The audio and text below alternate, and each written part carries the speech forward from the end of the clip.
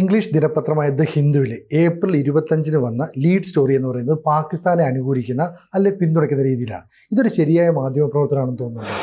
അത് വൃത്തികെട്ട മാധ്യമ പ്രവർത്തനമാണെന്ന് മാത്രമല്ല, ഹിന്ദുവിനെതിരെ കേന്ദ്രം കേസെടുക്കേണ്ടതുമാണ്. കാരണം ഇപ്പോൾ NIAയുടെ തന്നെ അറിയിപ്പൊക്കെ ഉണ്ട്. മറ്റേ ഇന്ത്യ വിരുദ്ധമായ പോസ്റ്റുകൾ, കുറിപ്പുകൾ, ഇത്തരം കാര്യങ്ങൾക്കൊക്കെ എതിരെ നടപടിയെടുക്കും. അതുപോലെ വളരെ സെൻസിറ്റീവായ വിവരങ്ങൾ നമ്മൾ പ്രസിദ്ധീകരിക്കരുത്. സേനാ നീക്കങ്ങളെയൊക്കെ പറ്റി ഉള്ള കാര്യങ്ങൾ ഒക്കെ നമ്മൾ പറയരുത്. അതായത് പാകിസ്ഥാനെ സഹായിക്കുന്ന വിധത്തിൽ മാധ്യമങ്ങൾ ഇവിടെ ഒന്നും ചെയ്യരുത് എന്നുള്ളതാണ്. അത് യുദ്ധകാലത്തൊന്നും ആരും ചെയ്യില്ല.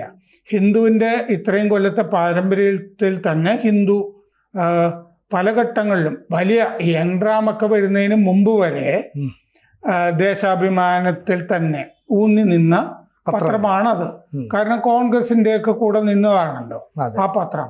അത് കഴിഞ്ഞ് പിന്നെ ഇംഗ്ലീഷ് ദേശാഭിമാനി എന്ന് അറിയപ്പെടാൻ തുടങ്ങി. എൻറാം അതിന്റെ എഡിറ്ററൊക്കെ ആയി വന്നു കഴിഞ്ഞപ്പോൾ മാലിനി പാർത്ഥസാരഥിയെ പോലുള്ള ഡയറക്ടർമാര്, അവരുടെ കുടുംബത്തിൽ തന്നെയുള്ളവരൊക്കെ ഈ എൻറാമിന്റെ ഈ മാർക്സിസ്റ്റ് നയത്തിനോട് വിയോജിച്ച് അവര് അത് തുറന്നു പറഞ്ഞുകൊണ്ടിരുന്നു. ഇപ്പോ ഈ ഏപ്രിൽ 25 ഹിന്ദുവിന്റെ ലീഡ് സ്റ്റോറി ശീർഷകം Pak shuts air space snaps trade relation with India എന്നുള്ളതാണ്. അതായത് നമ്മൾ സിന്ധു നദീതട കരാറ് റദ്ദാക്കിയതിന് എതിരായിട്ട് പാകിസ്ഥാൻ നടപടിയെടുക്കുന്നു. വ്യോമ മേഖല നമ്മുടെ വിമാനങ്ങൾ ആ വ്യോമ മേഖലയിൽ കൂടി കടന്നു പോകരുതെന്ന് പറഞ്ഞിട്ട് വ്യോമ മേഖല അടച്ചു. അങ്ങനെ ഒരു പ്രഖ്യാപനം പാകിസ്ഥാൻ സർക്കാരിൻ്റെ ഭാഗത്തുനിന്ന് വന്നു. അപ്പോൾ നമ്മുടെ പല വിമാനങ്ങൾക്കും വേറെ റൂട്ട് മാറി പോകേണ്ടി വരും. സൗദി അറേബ്യയിൽ നിന്ന് പ്രധാനമന്ത്രി മോദി വന്നപ്പോഴും റൂട്ട് മാറിയാണ് വന്നത്. പാകിസ്ഥാൻ്റെ വ്യോമ മേഖല വഴി അല്ല അന്ന് വന്നത്. അപ്പോൾ ആ പ്രശ്നമുള്ളപ്പോൾ ഈ ഇന്ത്യക്കെതിരെ പാകിസ്ഥാൻ നടപടിയെടുത്തു എന്നുള്ളതാണ് ലീഡ് സ്റ്റോറിയായിട്ട് പ്രസിദ്ധീകരിച്ചത്. അപ്പോൾ ഇത് 2 പ്രതികരണങ്ങൾ ഉടനെ വന്നു. ഒന്ന്, മാലിനി പാർത്ഥസാരഥി, അവര് ഇപ്പോഴും ഈ പണ്ട് ഈ രംഗരാജൻ ആൻഡ് സൺസ് എന്ന് പറഞ്ഞ് പ്രസാധകൻ എന്ന് പറഞ്ഞിട്ട് നമ്മൾ ഹിന്ദു വായിക്കുന്ന കാലത്തൊക്കെ കാണാം.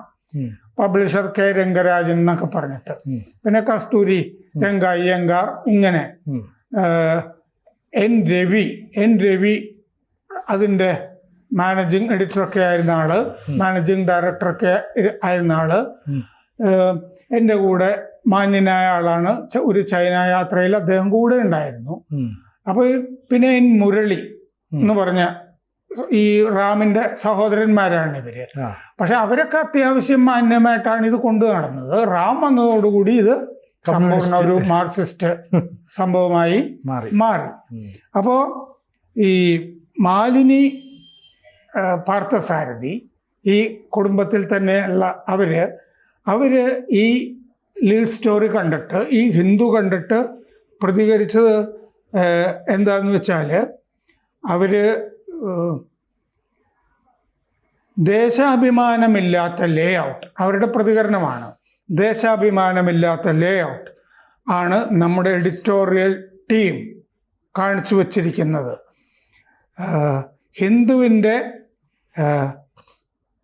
വായനക്കാർ എന്ന നിലയിൽ നമ്മുടെ ആളുകൾ ഇത്രയും കാലം നമ്മുടെ നിലപാടിനെയൊക്കെ ആദരിച്ചിരുന്നു. പക്ഷേ പത്രം ഇങ്ങനെ ചുരുങ്ങി പോയത് കാണുമ്പോൾ ഞാൻ അതിൽ ഖേദിക്കുന്നു. പത്രം ഇത്രയും താഴ്ന്നു പോയല്ലോ, ചുരുങ്ങിപ്പോയല്ലോ. ഇത്രയും കാലം വായനക്കാർ ആദരിച്ചിരുന്നതാണ്, ഇങ്ങനെ ചുരുങ്ങിപ്പോയതിൽ ഞാൻ ഖേദിക്കുന്നു, മാലിനി പറഞ്ഞു. വായനക്കാർ നൂറ്റാണ്ടായി നമ്മുടെ പത്രം കാണുന്നതാണ്. ഈ നിർണായക ഘട്ടത്തിൽ ദേശീയ താൽപ്പര്യം ഭീഷണി നേരിടുമ്പോൾ രാജ്യത്തിന് പ്രതിരോധം തീർക്കേണ്ടതാണ്. അതിന് പകരം മാധ്യമങ്ങൾ ആകേണ്ടതാണ്. നമ്മുടെ പൈതൃകം ഇനി എന്നാണ് പുനരുദ്ധരിക്കപ്പെടുക എന്ന് ഹിന്ദുവിൻ്റെ ഡയറക്ടർ മാലിനി പാർത്ഥസാരഥി തന്നെ ദുഃഖം പ്രകടിപ്പിച്ചു. ഹിന്ദു പത്രമാണ് സത്യത്തിൽ വായനക്കാരോട് മാപ്പ് പറയേണ്ടത്, രാജ്യത്തോടുമൊക്കെ. അവിടുത്തെ ഒരു ഡയറക്ടർ അവരുടെ നിലപാട് പുറത്ത് സാമൂഹ്യ മാധ്യമത്തിലാണ് എക്സ്പ്രസ് ചെയ്ത് പങ്കുവച്ചിരിക്കുന്നത്. അവർക്ക് കാരണം ആ പത്രത്തിൽ മാലിനി പാർത്ഥസാരഥി അതിൻ്റെ എഡിറ്ററായിട്ട് നന്നായി ഇത് കൊണ്ടു നടന്നൊക്കെയാണ്. അവർ ആ കാലത്താണ് പുതിയ പതിപ്പുകളും മുംബൈ പതിപ്പ് അങ്ങനെയൊക്കെ തുടങ്ങിയത്. പക്ഷെ അവർ വേറൊരു ചേരിയിൽ പെട്ടുപോയി. അവർ കൊളംബിയ യൂണിവേഴ്സിറ്റിയിൽ പത്രപ്രവർത്തനം പഠിച്ചതാണ്, JNUവിൽ പഠിച്ചതാണ്. അവർക്ക് ഈ കാര്യങ്ങളൊക്കെ അറിയാം. അവരെയൊക്കെ പുറന്തള്ളിക്കൊണ്ടാണ് ഈ റാം വന്നത്.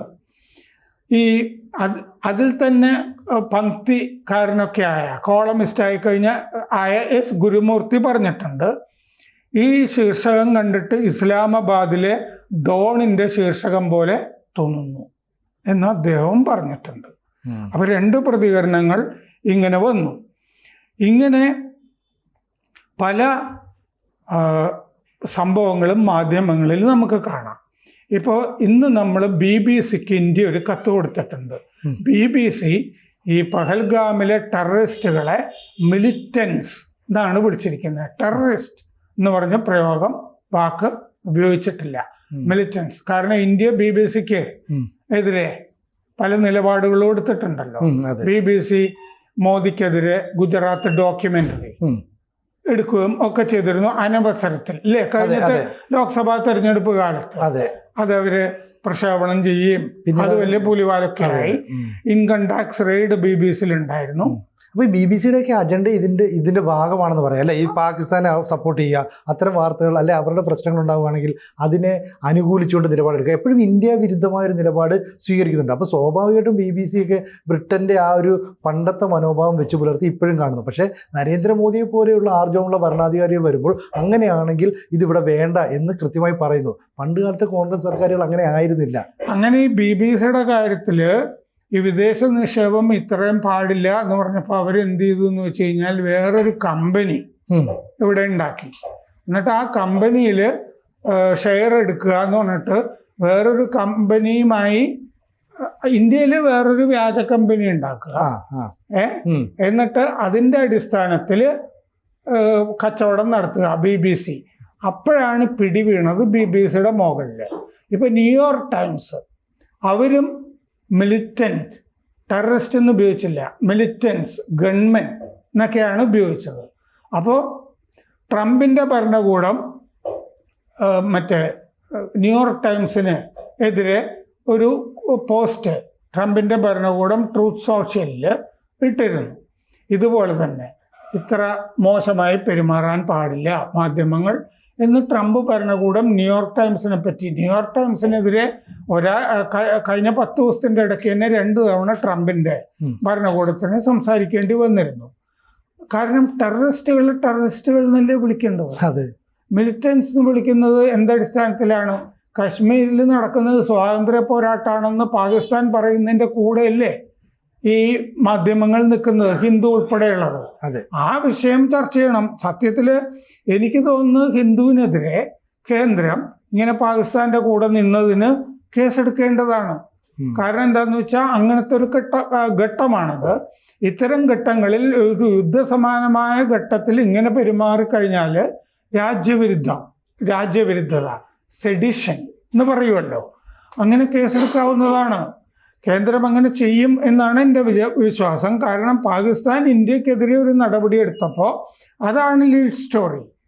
ശരിക്കും ദേശാഭിമാനകരമായ ഒരു വാർത്തയാണല്ലോ, ശീർഷകമാണ് അവർ കൊടുക്കേണ്ടിയിരുന്നത്. അങ്ങനെയാണ് ചെയ്യേണ്ടിയിരുന്നത്, ഇല്ലേ? അതെ. വെറുതെ ഇന്ത്യക്കെതിരെ യുദ്ധത്തിന് തയ്യാറെടുക്കുന്ന പാകിസ്ഥാന് വേണ്ടി പാകിസ്ഥാൻ ഷട്ട്സ് എയർ സ്പേസ് എന്നുള്ളത് ഇന്ത്യക്കെതിരായ ഒരു നടപടി വെണ്ടയ്ക്ക് നിരത്തി കഴിഞ്ഞാൽ ഹിന്ദു എന്താണ് ഉദ്ദേശിക്കുന്നത്, അല്ലേ? നമ്മുടെ രാജ്യത്തിൽ ജനങ്ങളുടെ ജീവൻ നഷ്ടപ്പെട്ടു, നമ്മുടെ സഹോദരങ്ങളാണ് എന്നുള്ളൊരു ചിന്ത പോലും വരുത്താതെ അവർ ചെയ്ത കാര്യമാണ് ശരി എന്നുള്ള രീതിയിലൊരു കാര്യം. യുദ്ധം നടക്കുമ്പോൾ പാകിസ്ഥാൻ ജയിക്കണം എന്ന് വിചാരിക്കുന്നത് പോലത്തെ പരിപാടിയായി പോയി. ഹിന്ദു ഇത്രയും താഴാൻ പാടില്ലായിരുന്നു. ഒരു കാലത്ത് മറ്റേ ഹിന്ദു എന്നുള്ള പേര് ഒരു കാലത്ത് സ്വാതന്ത്ര്യ സമരത്തിന്റെ കൂടെ നിൽക്കുക, ചേരിയൊക്കെ ഉണ്ടായിരുന്നു ആ കാലത്തും. ഉം. പക്ഷേ ഇത് ഒരുപാട് നിലവാര തകർച്ചയായിപ്പോയി. ഇത് ഒരു വൃത്തികെട്ട പരിപാടിയായിപ്പോയി. ഇത് ജേർണലിസം അല്ല, ഇത് ജീർണലിസമായിപ്പോയി. കൂടുതൽ വാർത്തകളും വിശേഷങ്ങളും നിങ്ങളിലേക്ക് എത്താൻ ABC മലയാളം സബ്സ്ക്രൈബ് ചെയ്യുക, ബെൽ ബട്ടണും അമർത്തുക.